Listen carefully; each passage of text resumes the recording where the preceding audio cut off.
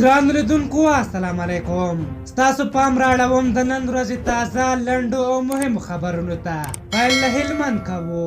د هلمند ولایت په ریګ خانشین ولسوالۍ کې وسله والو طالبانو پاکستاني کان کیندونکو ته زمینه مساعده کړې چې په خپل سري ډول دغه کان استخراج کړي.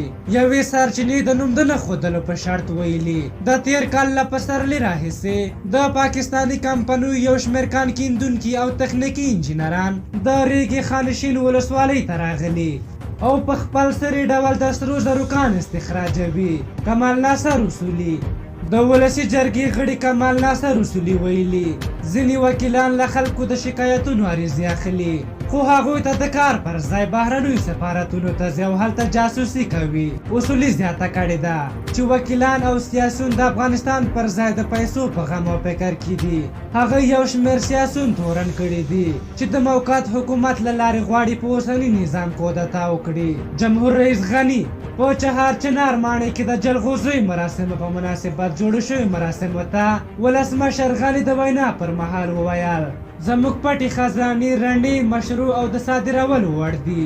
موږ په لږ وخت کې وتوانېدو چې یوه پټه خزانه یعنې جلغوزي په ویاړ بدل کړو.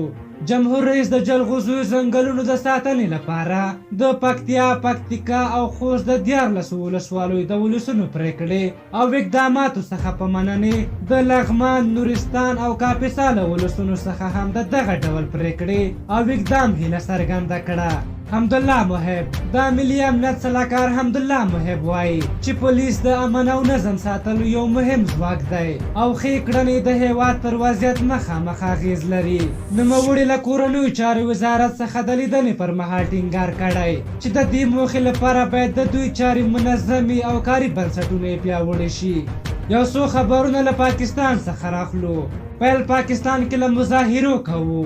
د پاکستان لومړي وزیر عمران خان ویلي چې د لاریون کوونکو غوښتنې مني خو هېڅکله به استعفا ورنه کړي. خو بلخوا مولانا فضل الرحمن ویلي چې عمران خان دومره لوی سړی نه دی چې زموږ غوښتنې وانوري.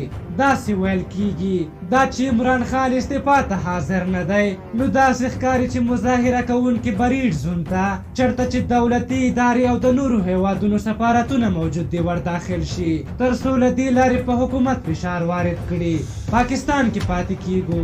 پاکستان د پیسو نړیوال صندوق نه غوښتنه کړې چې پاکستان ته په ورکړل شوو هدفونو کې د نرمښت راولي ځکه په هیواد کې ګراني تر حده ډیره شوې ده.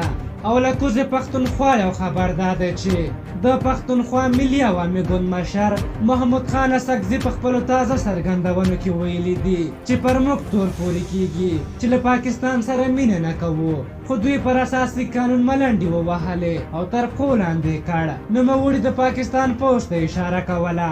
هغه وویل چې په قبایلي سیمو کې زرګونه کسان ووژل. موږ ته باید وویل شي چې پاکستاني پوځ کې د سیندیانو، بلوچستانو او پښتنو ونډه څومره ده.